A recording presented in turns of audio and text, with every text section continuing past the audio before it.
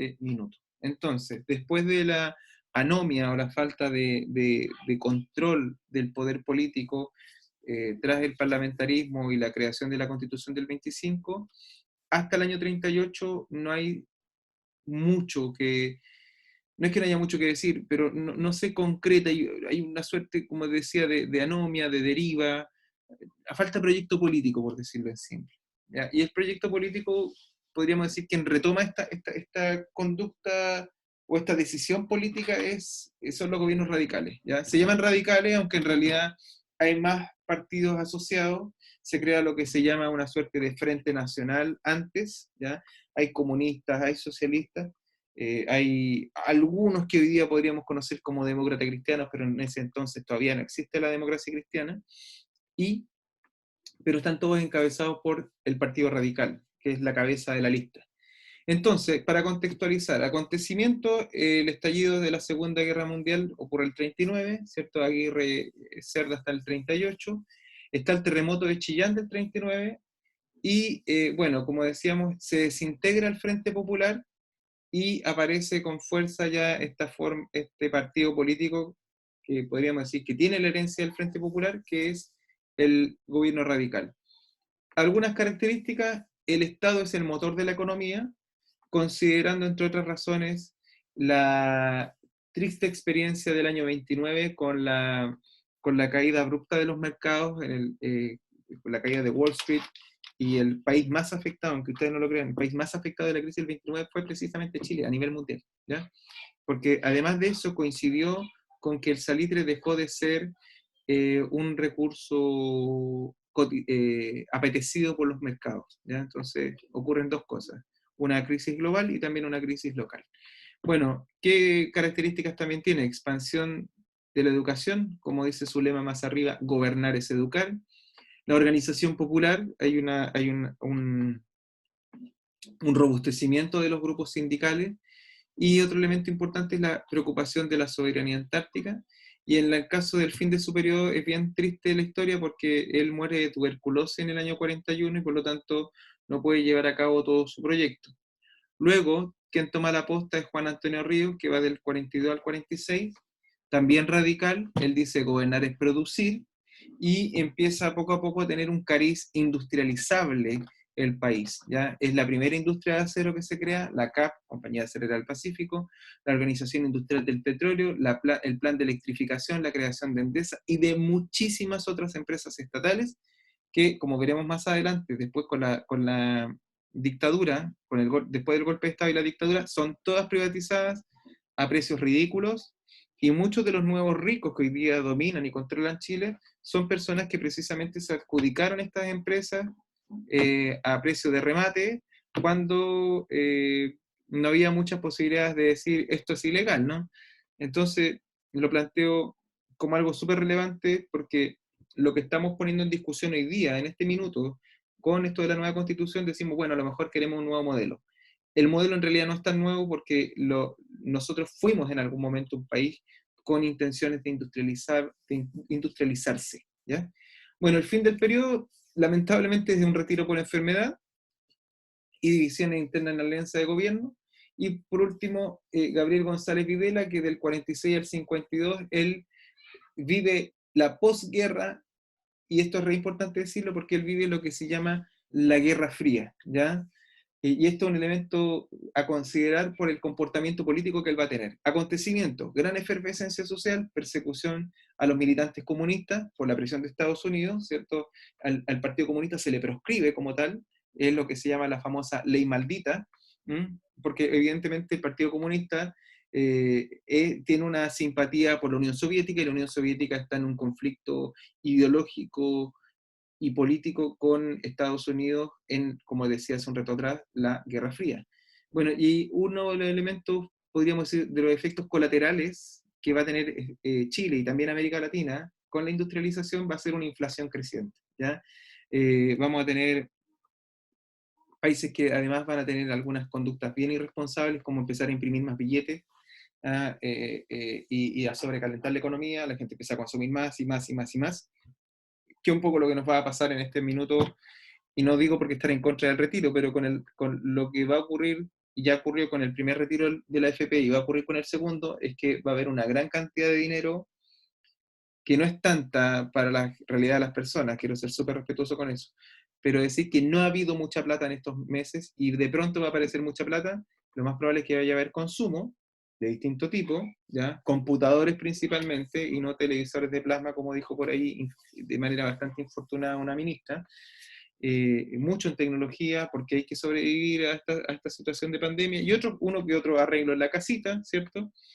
Porque la gente está más en la casa, y más frutas y verduras porque la gente ya no va mucho a la feria y empieza a comprar de manera local, etcétera. Y eso va a ocurrir que más temprano que tarde va a establecer una alza de los precios. Que el ejemplo más claro es lo que está ocurriendo con los computadores. Si ustedes han cotizado estos últimos semanas o meses, va a ver que los precios se han disparado. ¿Y es por qué? Porque hay un sobreconsumo en comparación a otros periodos. O sea, no es que haya un sobreconsumo, no es que la gente quiera comprarse 2 o 3 computadores porque sí, sino que es un sobreconsumo en relación a lo que se había estado viviendo en comparación al año pasado, por ejemplo, donde todavía la pandemia no se desencadenaba como lo vemos ahora.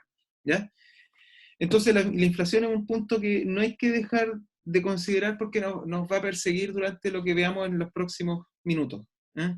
Otro elemento importante, un derecho al voto femenino, la transacción de puntos importantes de su gobierno para mantenerse en el poder, ya por ejemplo esto de poner a los comunistas en la lista negra, eso explica por ejemplo la huida de Pablo Neruda al exilio de Pablo Neruda, la preocupación por la soberanía marítima, las 200 millas, que es una ley que se crea en Chile y también participa Perú, que es una ley mundial hoy día que dice que desde tu costa tienes una proyección de 200 millas náuticas y por lo tanto eso es tu océano. ¿Ah? Cuando hablamos del mar de Chile, del mar de Colombia, el mar de Estados Unidos, es que desde su costa, de su litoral, hay una proyección de 200 millas y eso es una creación del gobierno de Gabriel González Videla. ¿Mm? Y fin del periodo, el término del mandato y con él también terminan los gobiernos radicales, con mucha rencilla interna, entre otras razones, o principalmente por lo que decía hace un rato atrás, la famosa promulgación de la ley maldita contra los comunistas. Bueno, ¿qué promete o qué propone el esquema?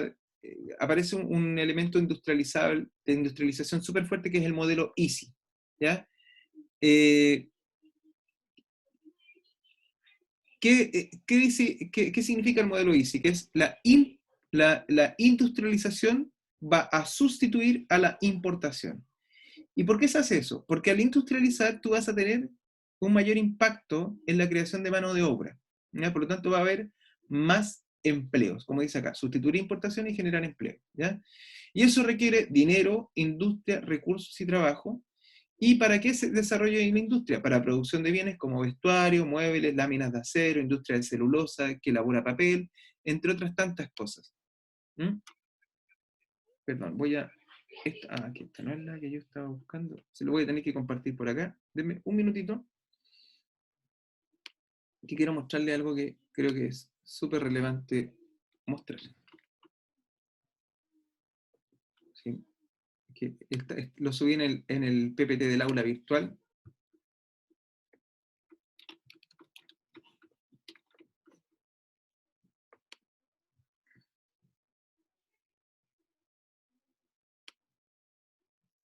Titula.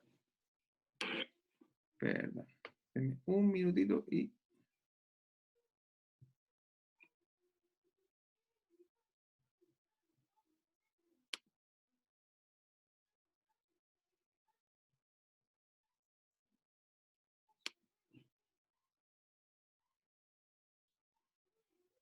Aquí está.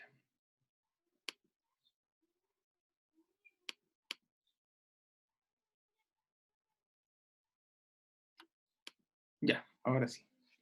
Voy a compartir nuevamente pantalla.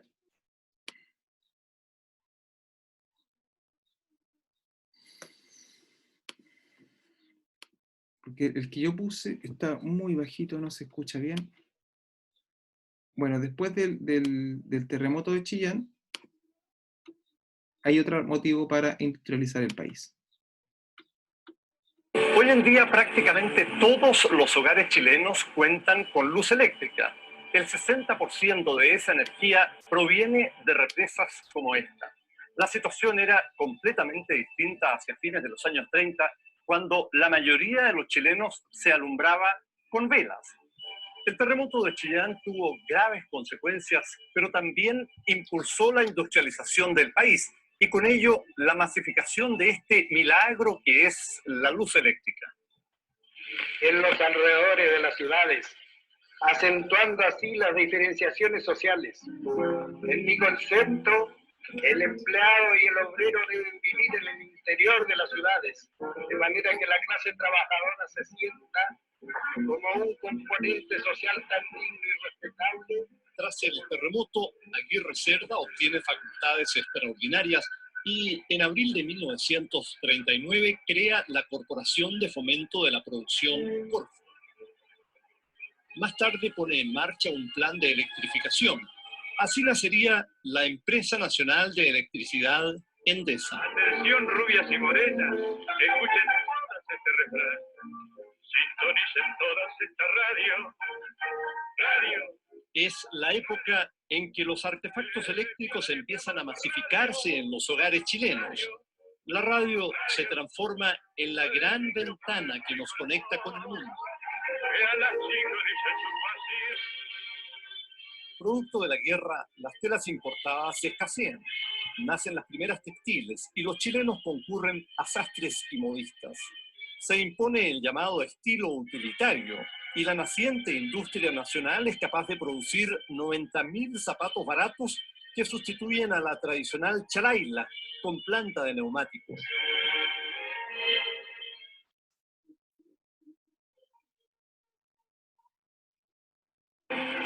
Llega 1941 y Pedro Aguirre Cerda está en la cúspide de su popularidad.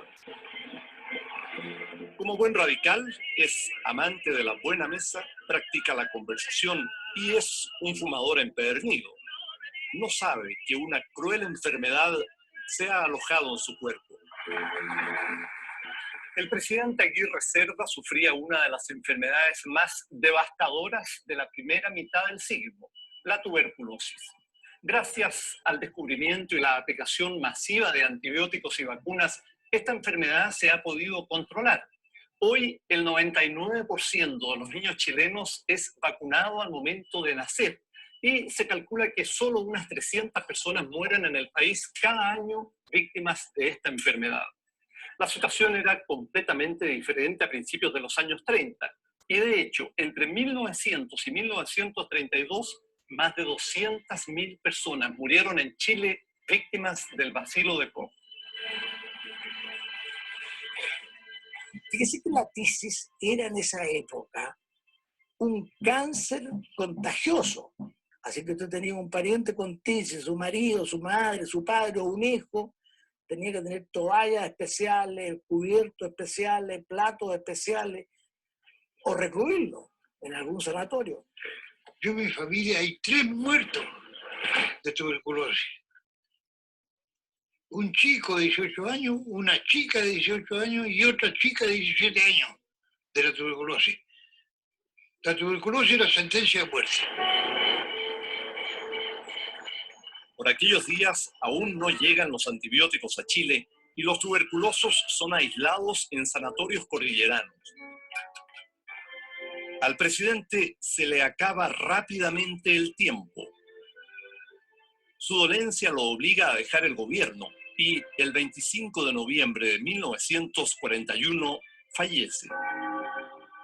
Fueron llevados sus restos desde La Moneda al Salón de Honor del Congreso Nacional, a ser expuestos a la vista del pueblo que tanto amó. Aunque Aguirre Cerda es masón, su esposa, ferviente católica, pide al arzobispo José María Caro que le dé la extremaunción. Cerca de 400.000 almas esperaron pacientes su turno de honor del Congreso Nacional. Hay un crespón negro en el corazón de la República.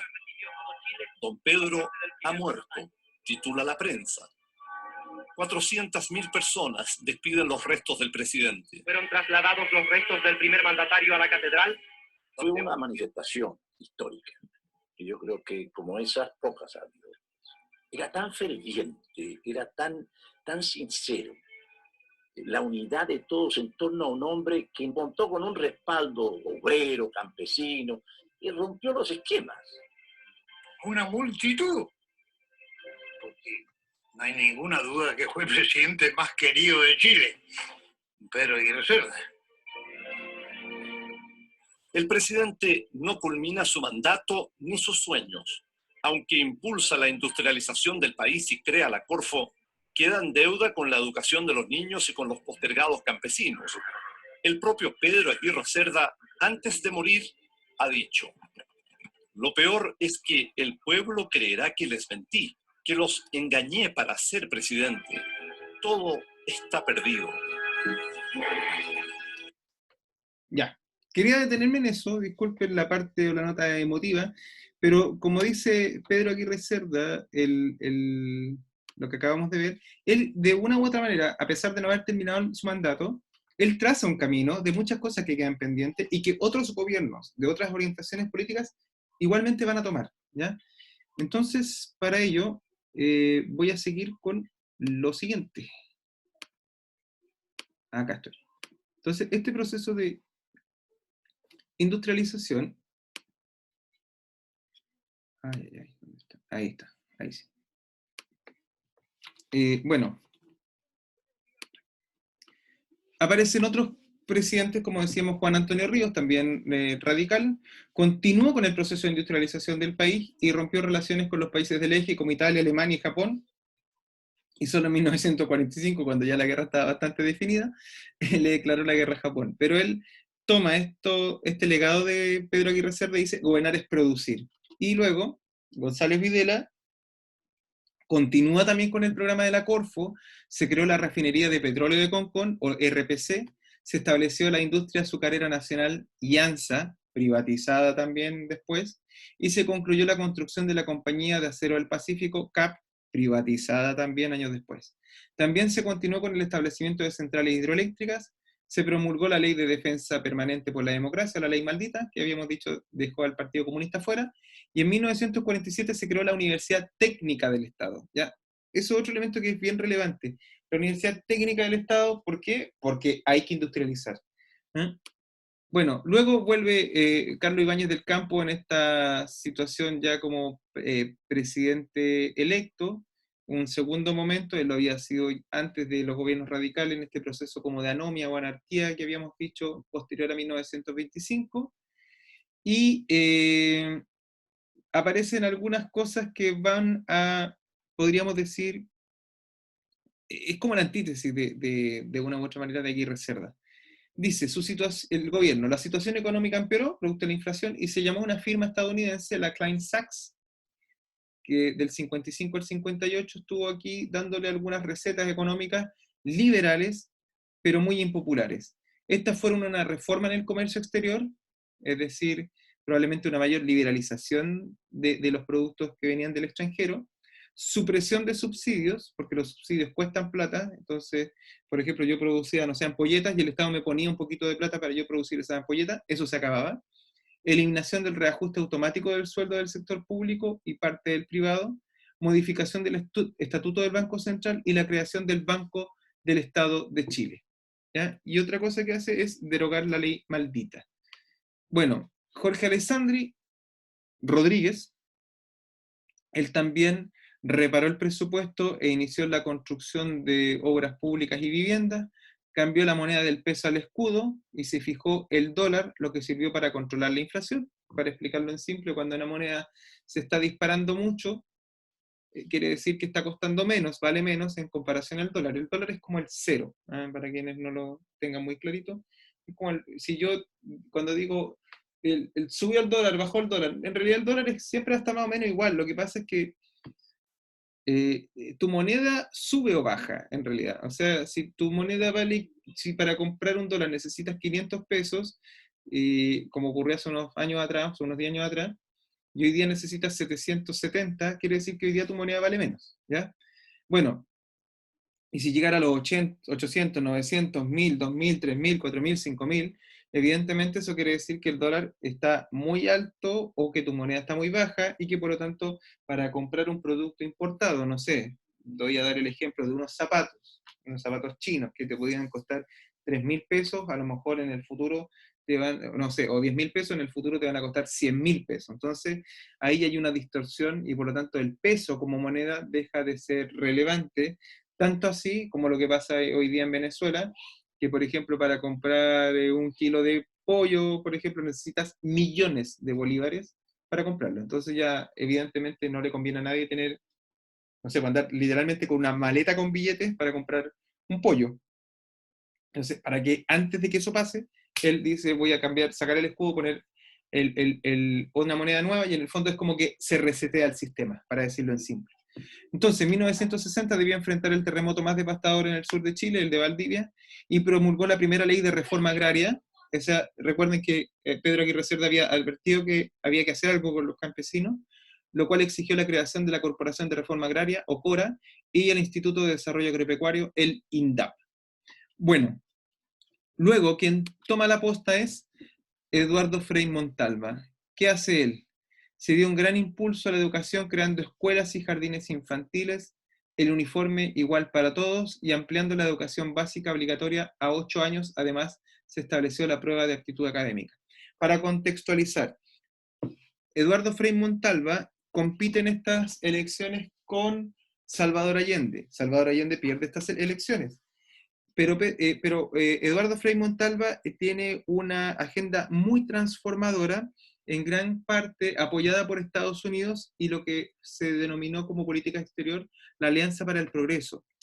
Por ejemplo, si hoy día uno pasa por la ruta 5 Norte o 5 Sur, eso en realidad forma parte de una carretera que a lo mejor sus padres o abuelos le llamaban la Panamericana.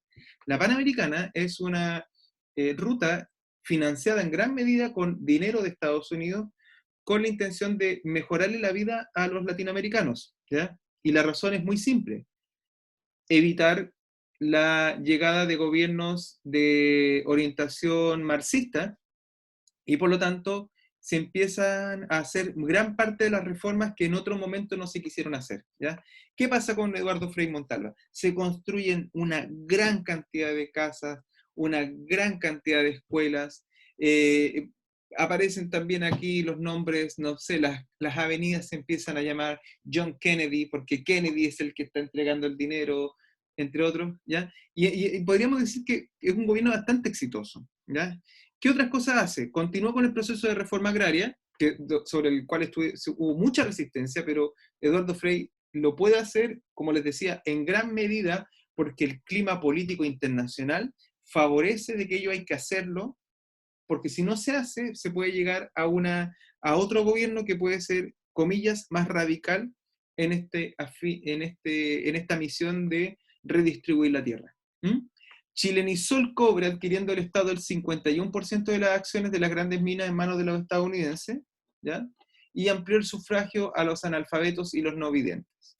Y por eso él dice revolución en libertad, entendiendo de que el concepto de revolución es un poco sacado del contexto de los años de la post-revolución cubana, y libertad porque hace esta distinción entre un gobierno democrático y un gobierno como el cubano, que es un gobierno unipartidista, ¿cierto? Donde no hay mucha libertad.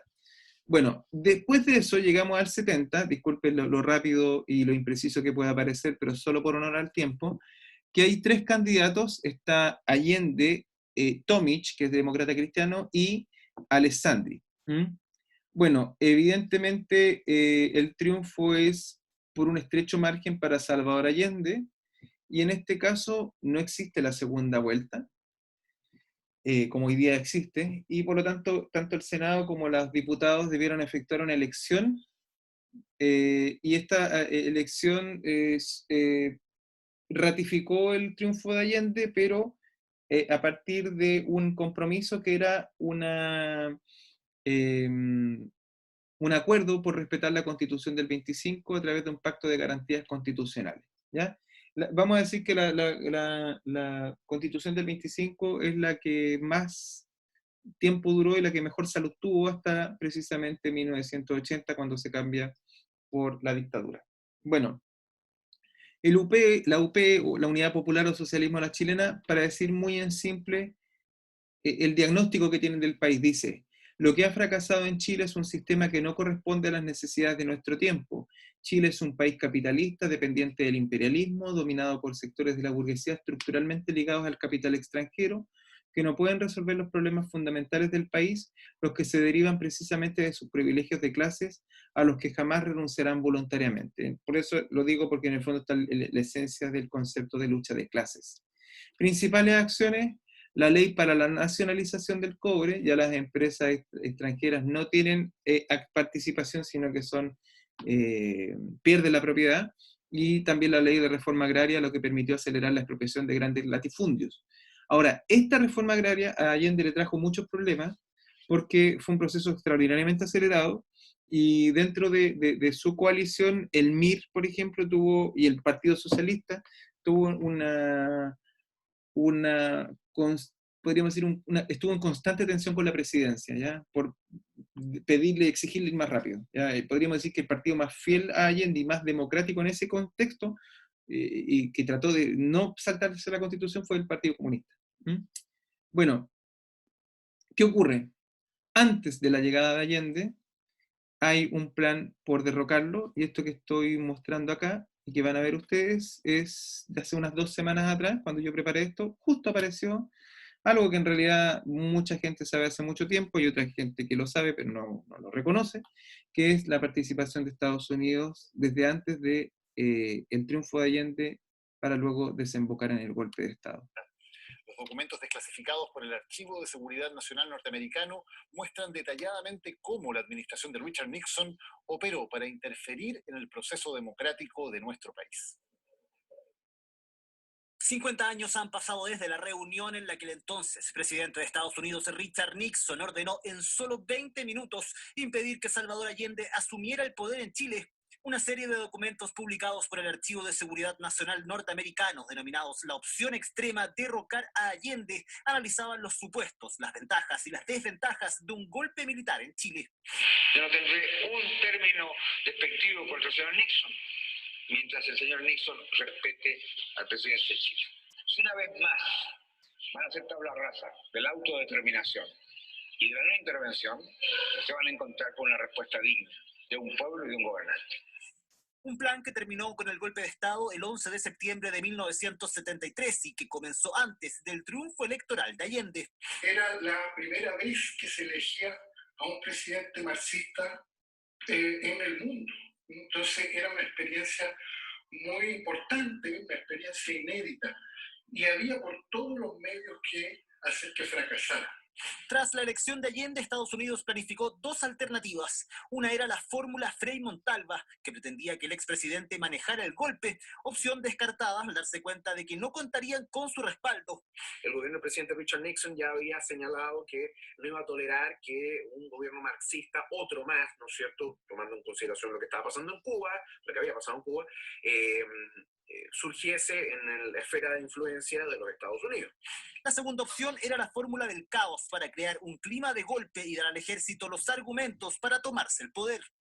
Que los Estados Unidos tienen que respetar el derecho de los pueblos a desarrollar su economía en la forma que necesitan o desean. Era la advertencia de Allende, pero el plan de Estados Unidos era precisamente opuesto y pretendía, según los archivos, hacer gritar a la economía chilena.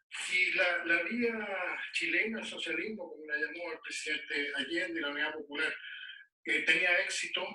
Era probable que eso sirviera de modelo, por ejemplo, a países europeos como Italia o como Francia. El gobierno de los Estados Unidos lo que hace es montar toda una campaña, ¿no es cierto?, que en parte tiene que ver con el financiamiento que reciben algunos periódicos, ¿no?, contra el gobierno del presidente Allende. Y eso contribuye a la polarización. Un clima y tratativas Los documentos de Allende. Y eso contribuye. Un clima y tratativas. Hasta ayer, perdón. Bueno. ¿Por qué esto es importante? Porque lo que vamos a ver este resumen es que con el golpe de Estado del 73 se termina el ciclo de regímenes presidencialistas que surge gracias a la Constitución del 25, siendo este uno de los periodos de mayor estabilidad y fortalecimiento de la democracia en el país.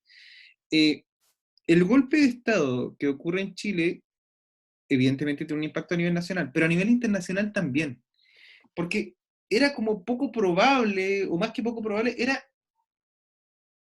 a ver, Chile de una u otra manera se convirtió en la democracia más estable de América Latina, ¿ya? Desde México hasta el sur, en el régimen más estable, democrático, con todas las limitaciones que obviamente tiene cualquier democracia, y claro, este desenlace tan brutal, que es como el que estamos viendo en la fotografía, dejó bien conmocionado al mundo, y entre otras razones porque, claro, esto podría eventualmente, ante un posible éxito de la Unidad Popular y su proyecto, convertirse en una experiencia planetaria. Ya, tal vez no, estoy haciendo un ejercicio contrafactual. Pero el punto es que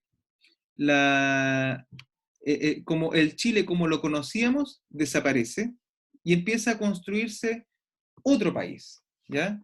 Y eso quiero vincularlo con lo que estamos viendo en este minuto, ¿ya? Que es la dictadura inicia un nuevo ciclo, y también podríamos decir que hoy día con la constitución nueva probablemente ese ciclo se termine. Y para hablar de ello, les estoy mostrando esta imagen de un edificio que probablemente muchos de ustedes conocen, que es el Congreso Nacional. Bueno, que estoy diciendo en este minuto está en el podcast que he puesto, pero la idea es que si estoy aquí diciéndolo nuevamente y ustedes están acá presentes, es por si tienen cualquier duda, consulta, reflexión, debate, por favor, los micrófonos están más que abiertos. Bueno, decirles que esta imagen que puse acá, creo que representa un poquito la transición chilena. Es un edificio nuevo, construido, mandatado por Pinochet, y es curioso porque Pinochet construye un parlamento. Los dictadores, una de las primeras cosas que hacen es destruir los parlamentos. De hecho, durante la dictadura no hubo parlamento. Pero él entiende que el proceso de transición que él está inaugurando, que se está inaugurando desde el 88 y que está declarado más o menos en la Constitución del 80, supone que la herencia de la dictadura va a superar los límites propios de la dictadura. ¿Ah? Y por lo tanto se hace un congreso, porque en realidad las cartas, a ver, las leyes, o más que las leyes, ¿cómo podríamos decirlo? Los equilibrios sobre los cuales se va a fundamentar o se van a debatir las leyes, va a estar inclinado en favor de la ideología de la dictadura. Entonces da un poco lo mismo el Parlamento que ella, porque hay cosas que no se van a poder tocar, ¿ya? Y creo que este edificio, la fotografía del momento en que se construye y para lo que se construye, creo que es más o menos representativo. Bueno, dictadura. Las fotos dicen mucho, ¿no? Chile, y aquí aparece 1810-1973. Dos fechas importantes. La primera junta de gobierno, bueno, y el golpe de Estado. Los símbolos importan, ¿eh? Dice, la dictadura toma el control de Chile tras el golpe de Estado del 11 de septiembre del 73, y desde ese acto, que es precisamente la destrucción del Palacio de Gobierno, es evidente que la vocación por una fuerte represión no tenía ninguna vanidad en ocultar los errores que se iban a cometer a posteriori, o desde ese día. Dice así, la dictadura utilizó diversas formas de represión, asesinatos selectivos y no selectivos, desaparición, tortura, exilio interno hacia las zonas rurales del país y hacia el extranjero, detenciones ilegales, persecuciones de líderes sindicales, estudiantiles y la intervención de espacios públicos como universidades.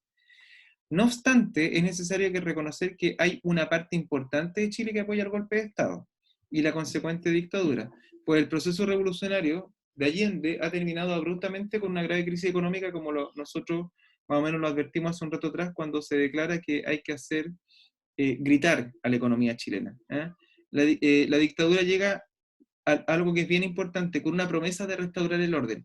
¿Por qué? Porque el final del gobierno de Allende es un gobierno que termina caóticamente. Es caótico, hay un 500% de inflación, hay productos que no llegan, que hay desabastecimiento, y por lo tanto la dictadura, que en ese entonces es solo una junta de gobierno, aparece con la promesa de restaurar el orden.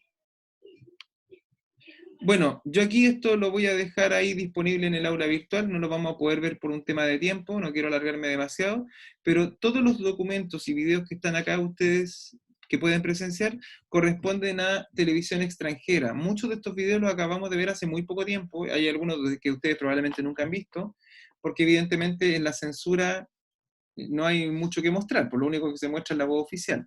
Y dentro de esto, este video muestra la reacción días después del golpe de personas que están a favor del mismo, ¿ya? Y claro, en el fondo la principal promesa es esta idea de que ha vuelto el orden, la calma, de que este mal sueño que fue el gobierno de Allende para esas personas se ha terminado y que poco a poco se va a volver a encauzar el país. ¿Mm? Pero en realidad la pregunta es la siguiente, ¿es restaurar o cambiar Chile? ¿Ya? Y dice que la promesa de restaurar el orden pasaba por corregir los problemas económicos de Chile, que habíamos dicho que la inflación era un tema que nos venía afectando hace rato. Con Allende se vuelve más dramático porque, entre otras razones, hay también una presión extranjera importante, un bloqueo a las exportaciones chilenas. Entonces, esta idea de esta promesa de restaurar el orden evidentemente implica sacrificios para la población chilena, principalmente para los más pobres. Y aquí ustedes, les comparto una moneda que probablemente en alguno de sus bolsillos habrá estado y que corresponde, lo digo nuevamente, los símbolos importan, a esta moneda producida por la dictadura para celebrar o conmemorar el golpe de Estado del 73 como un hecho histórico de liberación. ¿Mm? Como haciendo el vínculo con el 1810, ¿cierto? En ese caso, 1810 fue la independencia en relación a España y al colonialismo, y en este caso a esta suerte como del cáncer marxista. ¿Y por qué uso esta expresión de cáncer marxista? Porque es una expresión que se usó mucho en los 70 y en los 80, precisamente por uno de los líderes, o el líder del golpe de Estado, que es José Toribio Merino, almirante en jefe de la Fuerza de la Marina, después del golpe, porque él no era originalmente el comandante en jefe, se lo pasa por arriba, lo salta, viola la Constitución, él se convierte de facto en comandante en jefe de la Armada, y es él quien idea el golpe de Estado, es él quien convence a Pinochet, y él plantea constantemente esta expresión del cáncer marxista. Evidentemente, no creo que aquí haya alguien que esté a favor del cáncer, Los cánceres hay que erradicarlos, hay que eliminarlos. Y en este caso el cáncer marxista, como tal, hay que erradicarlo, sea cual sea el método que se utilice. ¿Mm? Bueno, dentro de este proceso no de recuperación, de reordenar, sino que de hacerlo todo nuevo, no son posibles con la Constitución del 25, y por lo tanto los militares y también los civiles, a través de un plebiscito que es muy fraudulento, sin garantías mínimas y con una prensa censurada a excepción del Mercurio, el diario favorito de la dictadura, se promueve esta campaña. Y yo quería mostrarles rápidamente cómo se ve o cómo era hacer campaña en el contexto de la dictadura para una nueva constitución. Y aquí va. Son fuentes primarias porque son personeros del gobierno quienes hablan. Hace exactamente 29 años y 8 días, gracias a su publicación en el Diario Oficial, comenzó a regir la Constitución de 1980, uno de los grandes hitos políticos de los últimos tiempos. Este fue el corolario de un emblemático proceso en un país que a esas alturas poco recordaba lo que era votar, así que fue la televisión, cómo no, quien se encargó de refrescarnos la memoria. Nuestra dirección de prensa hoy día nos tiene muchas sorpresas. Desde el panel central, Carmen Puelma con ustedes. Como hace algún tiempo que no hemos sufragado, pienso que es interesante para ustedes recordar en detalle cuál será la forma, el procedimiento con que haremos uso de nuestro legítimo derecho a decidir lo que será Chile mañana.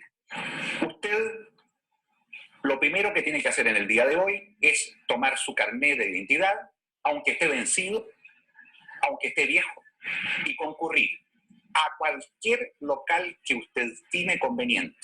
Ya en el interior, usted recorra y mire cuál de las mesas es la que está más desocupada. Saque su carnet de identidad, que lo ha tenido muy bien guardado, y se lo presenta al presidente de la mesa. Si no sabe cuál es el presidente, pregunte. Apenas usted haya firmado, le entregarán su cédula. Esta. Frente al sí hay una estrella.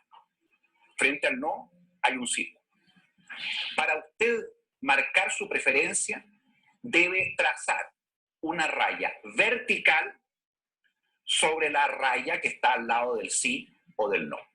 No olvide que si usted no marca ni el sí ni el no, está votando en blanco. Y el voto en blanco se computa por el sí. Bueno, ya estamos informados. Sí, en clase. Bueno, una de las particularidades de, como ustedes acaban de ver, de este proceso, es que si tú votas en blanco, el voto se convierte para el sí, para el sí a la Constitución. Bueno, entre otras razones. Bueno, y otra cosa que no es menor decir, dice, usted puede ir a cualquier mesa a votar. Entonces yo puedo votar en 20 mesas si quiero. Porque en realidad no hay registros. Yo, si ustedes, quienes hayan votado, cuando van a hacerlo, van a buscar, con su carnet, su nombre, y van a buscar en la mesa, y usted va a ver el librito que está su nombre, su apellido y su root, porque es solamente en ese lugar donde puede votar, precisamente para que no esté votando 10 o 15 veces. Entonces no hay registros electorales. Otras cosas que no encontré en las fotografías, pero la gente, cuando una vez que votaban, el carnet, que era de cartón y plástico, porque era como una libretita, le cortaban la punta, entonces decían, ya, usted votó, y entonces uno podría decir, bueno, una forma de marcarlo, sí, pero tiene otra misión, porque en realidad el carnet estaba mutilado, era cortado. Y usted sabrá muy bien que para toda cosa importante que haga, desde el punto de vista legal, necesita el carnet. Entonces está diciendo, yo voté, a mí me importa la política, y una de las cosas que no le gusta a las dictaduras, sean de izquierda o de derecha, es que a la gente le esté interesando mucho la política. Así que hay un elemento ahí también a considerar. Bueno, sigo adelante. Ahí está la campaña. El sí, voto con una estrella muy bonita, y el no con un aburrido círculo. ¿Cuál fue el resultado oficial, según la discusión oficial? 67% para el sí y un 29% para el no. Fue casi tanto o más que el apruebo o rechazo de la última vez. Bueno, principales cambios. Esto es lo que importa. ¿Para qué hacer una nueva constitución? Porque la Constitución del 25 no aguanta tanto cambio, necesita necesita otro marco legal. ¿Y cuáles son los cambios? Por ejemplo, aparecen los tres primeros elementos, que son el plan laboral, la subcontratación y el sistema de FP. Los tres son ideados bajo el ministerio de José Piñera, hermano del actual presidente, quien crea el sistema de FP, crea el sistema de subcontratación y el plan laboral. El sistema tributario también sufre algunas complejidades, unas modificaciones. Podríamos decir que se convierte en un sistema tributario de recolección de impuestos regresivo, es decir, que los que pagan más impuestos son los más pobres y quienes pagan menos impuestos son los más ricos en proporción a sus ingresos. ¿Ya? Otro elemento, privatización de la educación y abandono de la educación pública, el sistema de salud, el sistema bancario también se privatiza, la constitución política por supuesto cambia, hay una ley de fomento forestal, la desnacionalización del cobre hecha tanto por Allende como por Frey, y la privatización de las aguas. Esto que está acá, que son los principales cambios producidos por la dictadura, creo que es muy bueno tenerlos en cuenta hoy día, porque más que un proceso como que podríamos pensar que es novedoso, lo que puede proponer la nueva constitución, que uno más o menos ve en los sondeos de las distintas encuestas, que la gente dice, no quiero más privatización del agua, no es que a la gente se le esté ocurriendo algo muy, muy creativo en realidad, sino que más bien es como restituir lo que ha hecho la dictadura en los años 80, a principios de los 80, que lo empieza a implementar.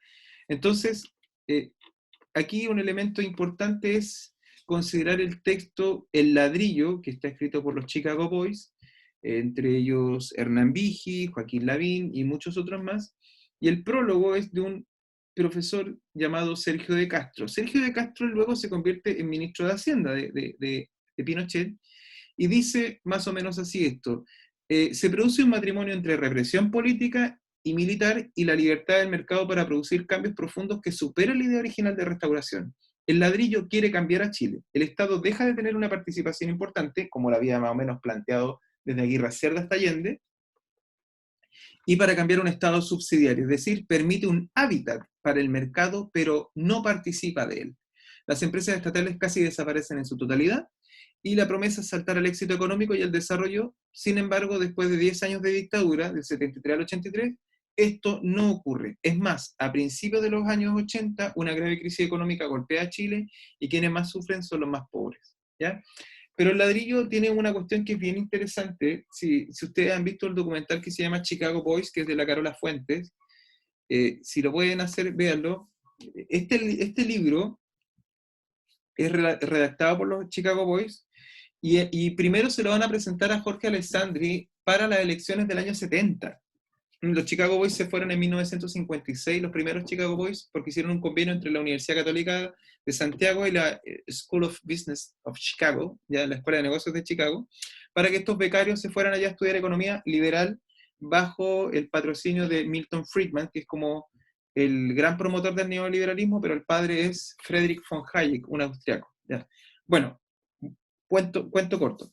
Estos chicos, muchos de estos jóvenes, vuelven a enseñar en la Universidad Católica y construyen el ladrillo es un plan económico. Se lo llevan a Alessandri como propuesta para que lo incorpore en su programa como precandidato presidencial para las campañas de 1970, y Alessandri les dice textualmente: locos, váyanse de aquí, ¿ya? Estos tipos están locos, porque lo que ustedes están prometiendo no se puede hacer en democracia. Y tenía razón, porque en realidad los cambios son tan profundos, los del ladrillo, que solamente se pueden hacer en dictadura. Solamente se pueden hacer en dictadura. Bueno, crecimiento económico, esto lo he sacado de ellibero.cl, que es un diario, es un boletín, un pasquín de como libertad y desarrollo, que está más vinculado a la centro derecha, y que muestra el rendimiento y el comportamiento del crecimiento económico de los años 80 y 90. Bueno, hoy día nosotros estamos con una contracción del PIB del menos 14%, más o menos, bueno, en el contexto de una pandemia, con 8 o 10 meses sin trabajo, en realidad, o con un vaivén en el trabajo, ¿ya? Más que un vaivén, una profunda crisis, ¿eh? Por el efecto del coronavirus. Bueno, la dictadura, después de 10 años, llegó a caer a un 13,59%, ¿ya? Esto evidentemente, ¿cuál es el impacto que tiene? Nosotros lo estamos viendo en este minuto, que en la medida que más vulnerable eres, más vas a sufrir.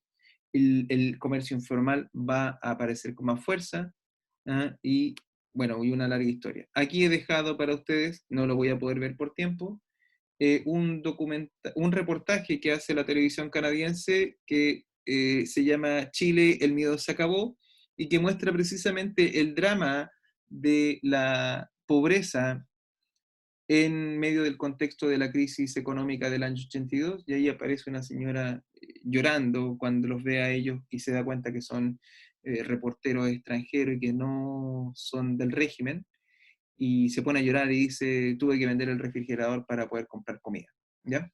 Bueno, esto, ¿por qué se llama Chile el miedo se acabó? Porque vienen los canadienses y muchos otros medios de comunicación a darse cuenta que esta crisis económica está produciendo algo en la sociedad chilena. Y los partidos políticos están proscritos, están prohibidos, y podríamos decir que la única resistencia u oposición organizada es la Iglesia Católica, ¿ya? O una parte de la Iglesia Católica que se opone al régimen, y apela precisamente a la espiritualidad propia del mismo Pinochet, de decirle: oye, hay cosas que no están bien, que no se pueden hacer. Bueno, las protestas masivas empiezan en el 83, la gente tiene hambre.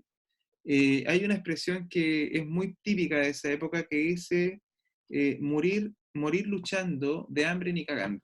¿Ya? Lo cito porque, disculpen lo poco elegante, pero es la expresión de una época, ¿ya? O sea, mejor me muero peleando y no de hambre, porque una de las cosas que ya hay convencimiento es que la dictadura no se va a ir.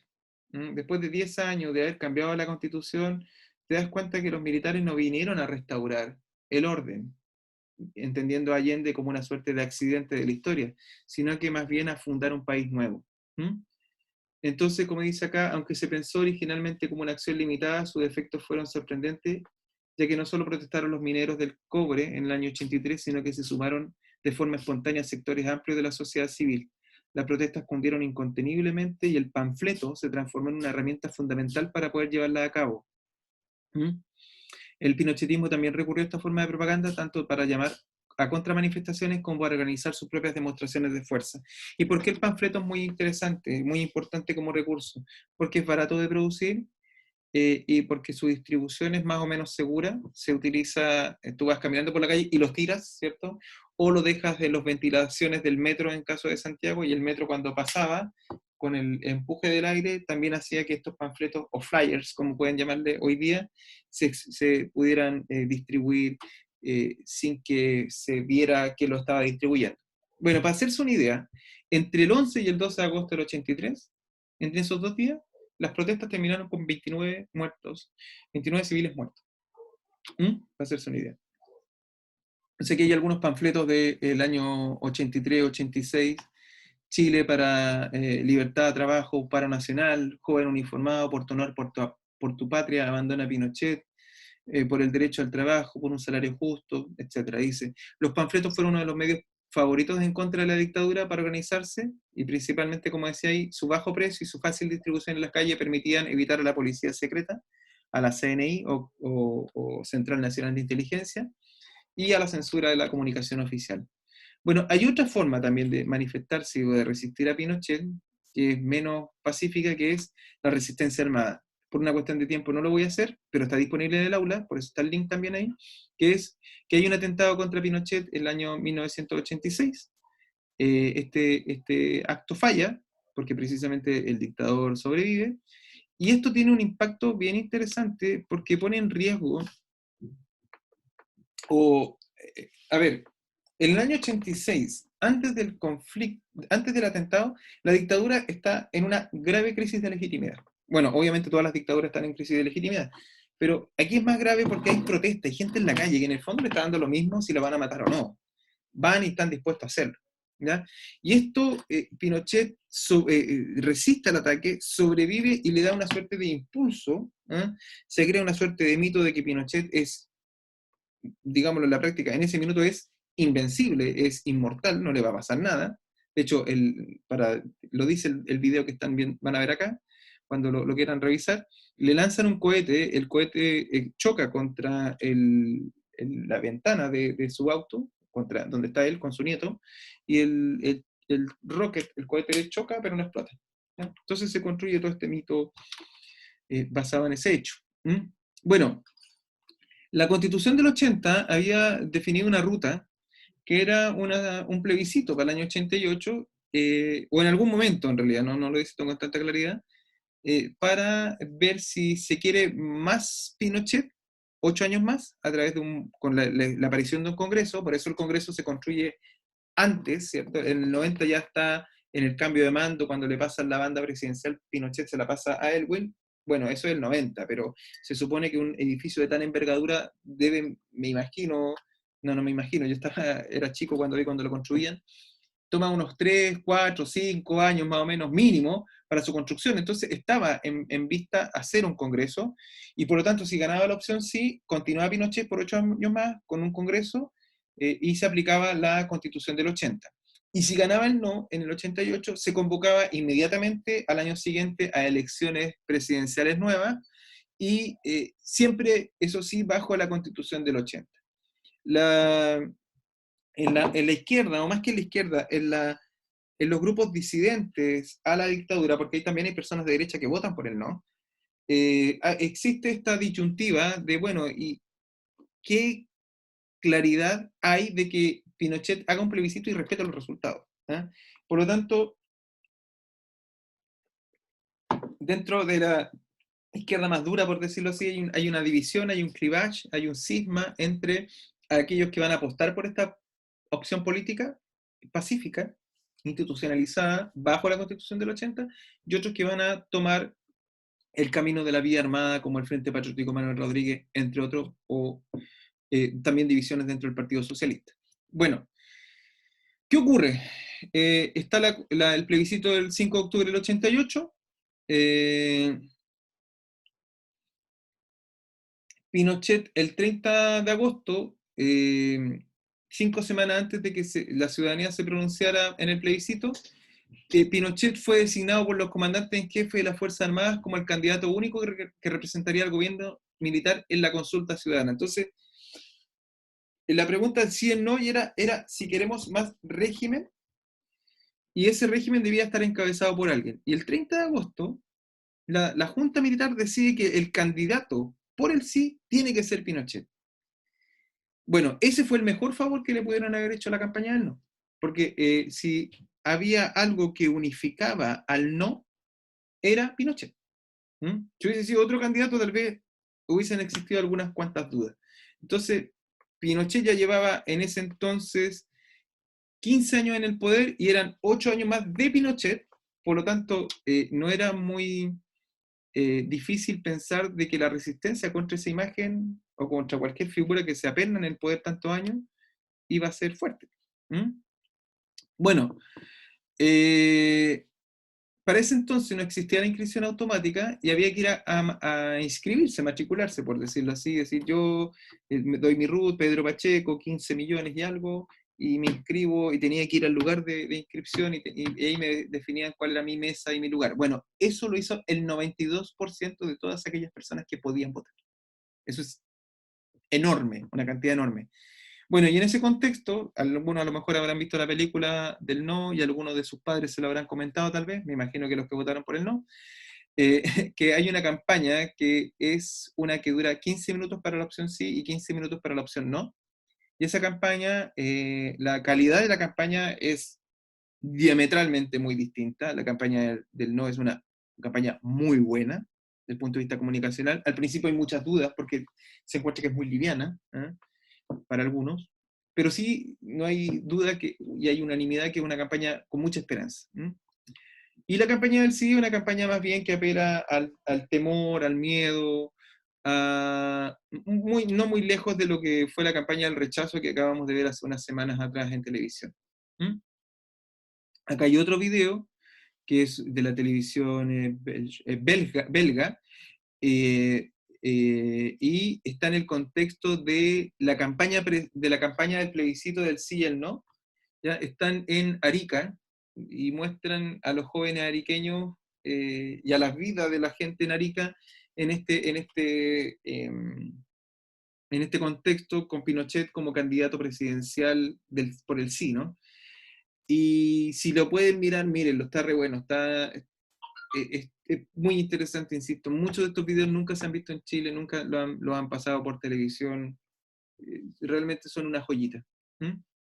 Bueno, nuevamente aparecen los panfletos, como les decía, de una u otra manera, campaña del terror, la del sí. Aquí no se ve muy clarito, pero dice no virar a izquierda, la alegría de la UP, y aquí aparecen unos pequeños como suerte de Fidel Castro miniaturas con una metralleta, bombas, ¿cierto? Bueno, por dónde ir, la campaña del sí, todo muy lindo, verde, ¿no? Y la campaña del no, solo destrucción. Nuevamente aparecen los Fidel Castro con la estrella soviética. Sí a tu familia, a tu Chile, Chile comienza en tu familia, y ahí aparece Augusto Pinochet, vestido como civil, no como militar. 11 años de libertad, no al marxismo, no más terrorismo, según Y aquí aparece una figura de una mujer que vota por el sí, una mujer madre, por supuesto, que en el fondo un poco la única perspectiva que se tiene de las mujeres en ese entonces. Y por otra parte, la campaña del no, que es una campaña también, podríamos decir, agresiva en el sentido de tratar de conquistar al otro, pero, por ejemplo, yo me quiero detener en que está en el medio, que dice instrucciones para votar. No deja de ser un poquito conmovedor que un documento como este, que podríamos decir debe tener consignas y decir tienes que votar, vamos, no, se toma el tiempo, el minuto de reeducar a la gente que ha perdido la costumbre y también la confianza en el sistema electoral. ¿Ah? Y una de las cosas que insistió la campaña del no, tanto a través de documentos como estos, pero principalmente a través de la campaña hecha en televisión, era que el voto es secreto. El voto es secreto. Aquí dice, acá también no sé si alcanzan a verlo abajito, dice, el voto es secreto, es imposible que otra persona, bueno, pueda mirarlo. Entonces, si ustedes después lo toman, lo he dejado así ahora, pero ustedes cuando lo quieran mirar, lo pueden sacar y ver completo. A ver, aquí estoy.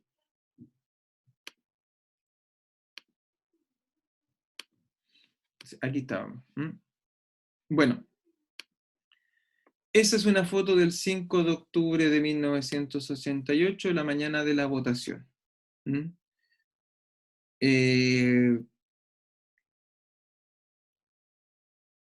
Tanto para quienes querían conservar a Pinochet en el poder, como para quienes no, era evidentemente, se jugaba mucho Chile en ese minuto.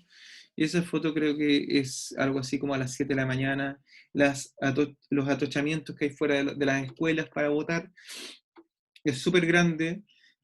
Bueno, y fue una votación histórica no solo por el resultado, sino que también por el nivel de participación. Bueno, portadas del día después del triunfo del no, según el Mercurio, 53,1 no, 44,3 sí, La Nación, y este, que es el Fortín Mapocho, un diario que hoy día existe de manera digital, que es una de las portadas más recordadas por la gente, que dice, corrió solo y llegó segundo, por Pinochet, por supuesto, que claro, como no había otro candidato, porque la pregunta era sí o no, corrió solo y salió segundo porque perdió. Que es una de las portadas más ingeniosas en la historia de la prensa y de la política en Chile. Bueno, para tener un dato, esto es obtenido del diario La Tercera, que es esto creo que es del año 2018 precisamente, muestra el nivel de pobreza en Chile. A fines de la dictadura, el 68% de la población está bajo el nivel de la pobreza. ¿Ya? Entonces, ¿qué vamos a ver con el paso del tiempo? Que poco a poco y continuamente vemos a más chilenos salir de la pobreza y ver que el ingreso per cápita, que era de $4.800 el 88, hemos llegado más o menos, el per cápita es mentiroso, no es que todos ganen lo mismo, es más o menos de $25.000, ¿ya? Pero yo me quiero quedar con esta cifra, del 68% de la población a un 8,6% de la población en pobreza. Ahora, hay un problema con este gráfico. La pobreza es multidimensional, no se mide solamente por ingresos, se mide por muchas más cosas, acceso a la vivienda, acceso a la educación, seguridad social, pero si lo consideráramos solamente desde el nivel de ingresos autónomos, hay una disminución que es interesante, que es indesmentible. Bueno, ¿qué ocurre en democracia? A partir del 11 de marzo de 1990, ¿cierto? Vuelvo al mismo dato. Habíamos dicho que en la dictadura esto llega al menos 13,59 y luego tiene un rebote hasta el año 90, hasta el 89, cuando nuevamente crece la dictadura. El 90 cae porque evidentemente los mercados tienen dudas respecto a qué va a pasar en el Chile democrático, ¿cierto? Si se va a volver muy atrás con las reformas neoliberales o no. Y dentro de este ciclo, vamos a decir que Pinochet deja el poder en el 90, pero hasta el 98 va a estar aquí muy vigente en la vida de los chilenos, porque va a seguir siendo el comandante en jefe del ejército, ¿ya? Y luego va a seguir estando vigente porque se va a convertir desde el 98 en adelante en senador vitalicio, ¿ya? El senador vitalicio para el periodo siguiente, para la legislatura siguiente, hasta que finalmente es capturado en Londres y termina su figura política desvaneciéndose un poco, ¿no? Bueno, entonces, bueno, como senador vitalicio, como lo dice la Constitución del 80, en el año 99 se iba a convertir en tal y había que sacarlo, iba a salir más bien del Senado cuando se muriera. Pero bueno, aquí hay una cita de Ricardo French Davis, que es un economista, un Chicago Boys, estudió con otros Chicago Boys, y él dice, sin embargo, hay un problema nuevo en Chile, no es el crecimiento ni la inflación, que fue un problema que tuvo endémicamente Chile en el pasado, sino que la desigualdad. Dice, Chile es presentado con inusitada frecuencia como un caso paradigmático de reformas y crecimiento exitoso. Se habla incluso del modelo chileno, como si Chile hubiese tenido una política económica única desde los 70 y desempeños económicos y sociales homogéneos, parejitos, en los 4 decenios transcurridos desde el golpe militar del 73. El crecimiento económico del régimen neoliberal de Pinochet entre el 73 y el 89 promedió solo un 2,9% anual, la pobreza marcó un 45%, según los datos que dispone en ese minuto, y la distribución del ingreso se deterioró notablemente. Vuelvo entonces a mostrar las reformas que hace la dictadura, ¿cierto? Que son más o menos las que nos van a acompañar, no más o menos, nos acompañan hasta el día de hoy. ¿Qué consecuencias tiene esta experiencia dictatorial y la recuperación de la democracia? ¿Cierto? Al año 2015, Chile tiene un per cápita de $24.170 anuales, ¿ya? Que suena bastante bien, pero además, como decía Ricardo French Davis, un problema grave de desigualdad. Lo que ustedes están viendo aquí, a la izquierda, es una gráfica sobre desigualdad y lo que se llama el coeficiente de Gini. El coeficiente de Gini tiene dos números. Un número que es el bajo, es el 0,0, y el 1,0. 0,0 quiere decir igualdad absoluta, y el 1,0 desigualdad total. Si, por ejemplo, en esta charla que estamos teniendo, hubiésemos 100 personas, 99 alumnos y yo, y si yo tuviera todo el dinero de estas 100 personas, si cada uno tuviera un peso y yo tuviera los 100 pesos, ahí el nivel de desigualdad o el coeficiente de Gini se dispararía a 1,0. Y si todos tuviéramos un peso cada una de las 100 personas y formáramos los 100, tendríamos un coeficiente de desigualdad de Gini de 0,0. La desigualdad siempre va a existir, ¿ya? Eso no, sería ingenuo pensar en igualdad absoluta, pero lo que sí es que los países pueden tomar la decisión de combatir la desigualdad, corregirla o mantenerla o incluso profundizarla. Y por ejemplo, quiero mostrarles el segundo país, que es Reino Unido, cuando se hace esta gráfica.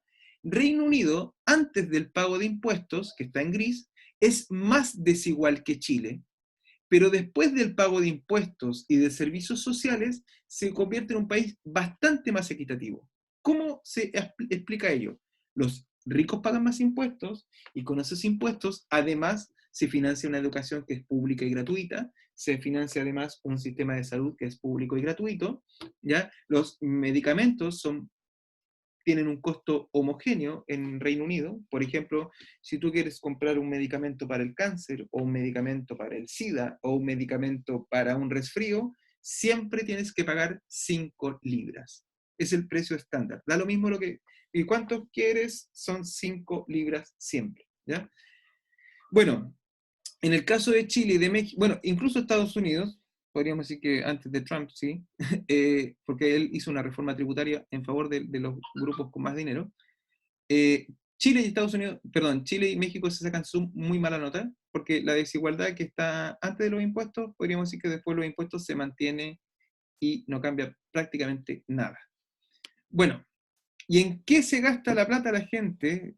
¿O en qué se endeuda la gente? Y para combatir esta desigualdad, bueno, deuda a los hogares chilenos alcanza el máximo histórico, llega al 70% de los ingresos. En Chile existen 10,4 millones de deudores y solo 7,8 millones de trabajadores. ¿Cómo se explica eso? Es porque los trabajadores a veces tienen más de una deuda y están en 2 o en 3 sistemas distintos, ¿ya? Los bajos sueldos en Chile, estos son gráficas de este año. Más de la mitad, 50,9% de los trabajadores y trabajadoras recibe el salario menor a 350.000 pesos por su ocupación principal, y el 79,3% gana menos de 650.000 pesos. Así se distribuyen más o menos los sueldos, ¿ya? Dice, entonces, en este contexto, antes de la revolución del 2019, del año pasado, de esta explosión social, e incluso antes del año 2006, cuando aparecen los pingüinos, Tomás Mulián, un sociólogo, plantea una tesis que es bien interesante y él dice, el ciudadano chileno es un ciudadano credit card. Y dice más o menos, en el fondo lo que plantea que el ciudadano credit card es un ser despolitizado, consumista y con acceso al crédito, y resuelve problemas colectivos de forma individual. O sea, a muchos chilenos y chilenas les falta plata para comprar la mercadería. A una gran mayoría de los chilenos, a un número muy importante, porque la plata no alcanza. ¿Ya? Si nosotros hacemos una comparación del Producto Interno Bruto de Chile hoy día y lo comparamos con el Portugal de hace 20 años atrás, que tenía más o menos el mismo Producto Interno Bruto, los sueldos en Portugal eran 3 veces más altos que en Chile. Otro ejemplo, Polonia. Entonces, ¿qué pasa? El nivel de vida es muy caro para un país donde se paga poco y se paga mal. Entonces, aparece esta idea del ciudadano credit card. Yo, para un problema que todos compartimos, o una gran cantidad de gente tiene, finalmente lo tengo que resolver de manera individual. El consume, como dice Josefa Retamal, que creo que es otro texto de don Tomás Mulián, ¿no? No sé si me ayuda la Josefa. Bueno, dicho eso, sí, miren, yo les voy a contar una historia súper cortita y no quiero ser autorreferente ni nada parecido, pero lo voy a hacer igual. Yo viví en Francia, trabajé en Francia, he ido de viaje muchas veces para allá, y aunque no me crean, cuando salgo para allá, digo, chucha, qué caro Chile, viejo, qué caro. Es súper caro Chile. Para viajar, de hacer turismo en Chile es muy caro. Lo único caro que te sale es el viaje de avión, por supuesto, porque es un tremendo pique. Pero todo es muy barato allá y aquí es tan caro todo. Yo, cuando estuve trabajando y estudiando en la universidad, yo trabajaba como lavacopa y me dio tiempo para pagarme, no sé, para vivir, no tan mal, e irme de vacaciones incluso. ¿Ya? Y aquí eso es imposible. O sea, piensen ustedes que estudiar en Francia es 14, 15 veces más barato que en Chile. Una de las razones por la que me fui también. ¿Ya? Profe, tengo un amigo que vive en España y dice lo mismo, jaja, sí, sí. De hecho, miren, para contarles en simple, nosotros en el verano anduvimos en Europa antes de la pandemia, no nos trajimos nada por si acaso, ni un bicho, pero esa es la sensación que te queda. No te duele cuando tú pagas allá un precio que puede ser alto para mucha gente en Chile, pero no te duele tanto porque tú decís, oye, es 20% más caro que en Chile, pero está ahí en Londres, por viejo. ¿Sí? No sé, y aquí, no sé, pues vaya a cualquier lugar y todo es muy caro. Insisto en eso, es todo muy caro, no alcanza. Entonces, dicho por Tomás Mulián, este ser chileno de los 90, de la transición, es un tipo que trata de solucionar, o de sobrevivir más bien, no quiero ser ofensivo, de sobrevivir a partir de respuestas individuales. Y la respuesta individual es la deuda. Porque una respuesta colectiva sería la organización social y a partir de ello, igual como la cuestión social, decir, sabéis que tenemos un problema generalizado, un problema de carácter social, porque es colectivo y que debemos resolverlo en conjunto. ¿Ya? Bueno, eso no pasa. Un elemento importante aquí, que es súper relevante considerar, es cómo funcionan las AFP y las pensiones. Porque uno de los grandes problemas también son las pensiones en Chile. Y las pensiones están vinculadas evidentemente con el sistema de AFP. La AFP no tiene como propósito original financiar buenas pensiones, sino más bien financiar capital, o lo que se llama un mercado de capitales. Hay una cosa que se llama la economía financiera y la otra la economía real. La economía real es cuando usted va a la panadería, compra un kilo de pan y le pasan el kilo de pan. Y usted se come el kilo de pan. Eso es economía real. Usted está tocando, comiéndose el pan. La economía financiera es que yo vaya donde el panadero y le diga, ¿sabes qué? Veo que te está yendo muy bien, yo te voy a pagar, oye, no quiero comprarte pan, quiero comprarte acciones. Entonces, mira, tú véndeme los futuros. ¿Cómo te va a ir en el futuro? No, yo estoy cachando que voy a vender unos 200 kilos de pan diario. Ya. Yo te voy a poner una inversión y vas a vender 250 kilos de pan con la inversión que te voy a dar y tú me vas a dar el 5%. ¿Verdad? Ok, eso es financiero, es economía financiera, economía no real. Y podríamos decir que las AFP funcionan así. Y está bien, podríamos decir que no está mal, para hacer negocios, pero cuando hablamos de pensiones creo yo que es un poquito más complicado. No olvidar un dato, en el año 2008, por ejemplo, la gente en Chile, si no te habías asesorado tempranamente o no estaba leyendo el diario, los chilenos perdieron el 40% de sus fondos con la crisis del 2008, para tenerlo en cuenta. Bueno, el nuevo milenio va a traer consigo movimientos sociales y democracia en el Chile republicano. Y este concepto de democracia se va complejizando poco a poco cada vez más, ¿ya? Entonces, podríamos haber dicho que en el siglo XIX, la política es oligárquica. En los años 20 del siglo XX aparecen los movimientos sociales, pero todavía bajo representación de los partidos políticos, van apareciendo más partidos políticos, y podríamos decir que hoy día lo que ustedes están viendo es el fin de un proceso que inicia el 2006. La revolución pingüina del 2006 es una revolución contra el modelo económico y de educación. Un dato, la LOCE, la Ley Orgánica Constitucional del Estado, se firmó el día antes de que Pinochet se fuera del gobierno, para dejarla amarrada, eso es literal, para dejar amarrada esta ley, y se demoró como 18 años más o menos en ser derogada y ser cambiada por una Ley General de Educación, la LGE. Bueno, esta ley, la LOCE, era, a ver, para decirlo en simple, yo podía ser dueño de una botillería y además tener un colegio. Eso me permitía la LOCE porque era la libertad de emprendimiento. ¿Ya? Entonces yo podía tener, no un giro exclusivo en educación, podía abrir un colegio porque no necesariamente porque me interesara el proyecto de enseñarle a la gente, era porque es un buen negocio. Bueno, después de la Revolución Pingüina, que es protagonizada por adolescentes, no por trabajadores, viene la Revolución Estudiantil, también protagonizada por estudiantes, no trabajadores. ¿Ya? Estudiantes que podían trabajar, pero no son en su mayoría personas de las cuales dependa una familia por sus ingresos. ¿Ya? ¿Por qué digo esto? Porque vamos a ver poco a poco que esto va a ir cambiando. Primero son los jóvenes, y en la revolución estudiantil del 2011 hay un elemento que es súper importante. ¿Cuál es la importancia? Que el sistema de partidos y de transición a la democracia empieza a quedar en entredicho. Ya no son los partidos políticos los que ponen la agenda y dicen esto es lo que vamos a hacer, este es el futuro de Chile, sino que empieza a ser poco a poco la calle. Para dar un solo dato, de la revolución del 2011, en ese año hubo más de 1000 manifestaciones en las calles de Chile. Y de ahí para adelante la gente empieza a entender de que el sistema político, que se supone que está para protegerme, no me está protegiendo. Y he puesto aquí dos imágenes de personas en Freirina del año 2012 y Aysén el 2012. Bueno, y ahí están, las imágenes son bien fuertes porque hay dos carros de carabineros incendiados, y aquí hay una micro de carabineros que la vuelcan y finalmente la incendian. Yo no creo que la gente de Freirina y de Aysén sean, no sé, personas que estén hablando y diciendo todo el día queremos hacer la revolución y no sé, o tener una Kalashnikov o un arma en los brazos. Son gente relativamente tranquila, pero que entienden que el Estado no es, o interpretan que el Estado no está ahí para protegerlos. ¿Ya?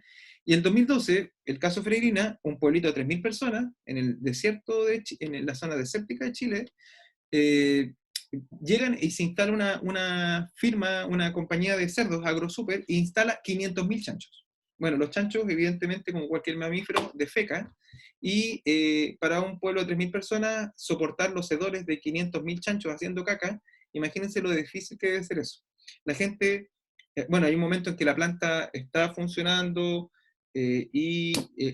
historia corta, se echa a perder la planta y el olor es terrible, es asqueroso, nauseabundo, no hay solución, va de visita al ministro Mañalich de esa época, nos damos cuenta que no existe una resolución de impacto ambiental, un estudio de impacto ambiental, se abrió la planta como si nada, y ¿qué pasó? La gente freirina se enfrentó a Carabineros. Y en Aysén pasa algo parecido al 2012, esta vez porque piden más subsidios, más ayuda para la calefacción. Es una zona muy abandonada de Chile, la gente ahí hace patria y tiene sus banderas, pero en realidad nosotros como chilenos y como Estado no nos acordamos muchos de ellos, pasan frío, pasan hambre y piden alguna ayuda y el Estado en ese minuto no lo escucha. ¿Cuál es la solución? Vamos a salir a la calle, vamos a imponer nuestra idea, nos vamos a saltar a los partidos políticos y vamos a llevar a nuestros propios líderes. Y algo que vamos a ver poco a poco que continúa, con más fuerza, se va acrecentando lo que son movimientos locales, pasan a ser movimientos nacionales. El ejemplo de ello es el No Más AFP, el 2016, nadie podría decir, oh, ¿verdad? Parece que las AFP y las pensiones son malas. Eso lo sabíamos desde siempre, o más o menos desde hace un buen tiempo. Pero el 2016 es la gente que sale a la calle un día domingo, miren qué buen dato, son trabajadores que salen el día domingo, porque no pueden salir otro día de la semana, porque no tienen derechos laborales para protestar, y por eso antes los protagonistas eran estudiantes, ¿cierto? Y luego aparece el movimiento feminista, el 2018 con mucha fuerza, y finalmente en octubre del 2019 podríamos decir que el resumen o acumulación de toda esta fuerza enfrentándose a, vuelvo acá, a esto. Si uno mira con detalle esto, probablemente mucho de la agenda futura de los próximos años y de la nueva constitución van a tener que ver con estos temas que se trazaron originalmente en la dictadura. Es decir, podríamos decir que este no es solamente la inauguración de un nuevo ciclo. Para inaugurar uno nuevo tienes que terminar otro. Y tal vez el fin de la transición de la dictadura puede ser este momento que estamos viviendo ahora. Y un último dato, para terminar mi extensa y espero no muy aburrida presentación, es el resultado del referéndum, del plebiscito que tuvimos hace una semana atrás. Hay dos datos importantes. El primero, evidentemente, que hay un 78% de personas que aprobó. Hay solamente 5 localidades, 3 en específico en la región metropolitana, donde ganó el rechazo, pero incluso dentro de esas comunas, como Las Condes, por ejemplo, el apruebo obtuvo un 45%. ¿Qué quiero decir con esto? Que culturalmente, como país, hemos entendido de que hay cosas que debemos cambiar. Y una de ellas, o una de las formas para llegar a ello, es a través de una nueva constitución. Pero tanto o más importante que eso es el mecanismo. Y si ustedes se dan cuenta, el resultado es incluso mayor. ¿Y cuál es ese mecanismo? Es cierto que existe desprestigio por los partidos políticos. Lo vimos en la última... ¿cómo se llama? En la primaria que fue este domingo, ¿cierto? Habían partidos políticos, la gente no participó mucho. Pero eso no quiere decir que a la gente no le importa la política. Hoy día más que nunca a la gente le interesa la política. Y el mecanismo es que se está pidiendo que haya participación de independientes. Por lo tanto, podríamos decir que en esta nueva democracia republicana, la participación es un ingrediente nuevo que no está en los otros momentos de la historia de Chile. Podríamos decir que del votante se quiere pasar al protagonismo. Y por lo tanto, podríamos decir que lo que viene de aquí para adelante es histórico desde el punto de vista que es nuevo, no lo hemos visto antes en cuanto a la participación de los chilenos en su democracia. Bueno, jóvenes, muchas gracias por su participación, por su atención. No sé si hay dudas, consultas. Yo esto tengo que subirlo un ratito más, pero igualmente esto yo lo había anticipado en las últimas semanas respecto a que ustedes pudieran adelantar trabajo de la revista. Y aquí me pregunta la Josefa, profe, ¿en la revista qué se refiere con avisos culturales? Por ejemplo, se refiere a cuáles son las manifestaciones culturales de la época. No sé, pues si yo estoy haciendo algo de los 80, ven a la tocata, a la nueva tocata de Los Prisioneros. Estoy poniendo un ejemplo, ¿no? ¿Entiendes? O por ejemplo, otra avisos culturales podría ser, no sé, boleros de la época. Sí, o por ejemplo, hay un malón, ¿cierto? O hay por ejemplo, había una cosa que se llama radioteatro, ¿cierto? Escucha el radioteatro en la radio cooperativa todas las noches, en la 88.1, que es la radio cooperativa. Cosas que se hacían en la época, radioteatro. O podría ser no sé, un cantante de la época que está siendo que está visitando el territorio, por dar algunos ejemplos. A eso se refiere Josefa. No sé si me explico. Ya. Bueno, jóvenes, muchísimas gracias por su atención. Algunos Bueno, ya están listas la segunda parte del certamen 2. Yo creo que mañana, porque hoy día tengo que seguir con geografía, con el otro curso, voy a empezar a matar todos los trabajos y los, ¿cómo se llama? Los talleres que son bastante más fáciles de revisar porque son más sencillos. En el certamen hay que prestarle más atención porque hay más ponderación, entonces eso ha sido lento y quienes han recibido las retroalimentaciones se han dado cuenta que ha sido un trabajo súper detallista, ¿ah? Para ser lo más justos posible.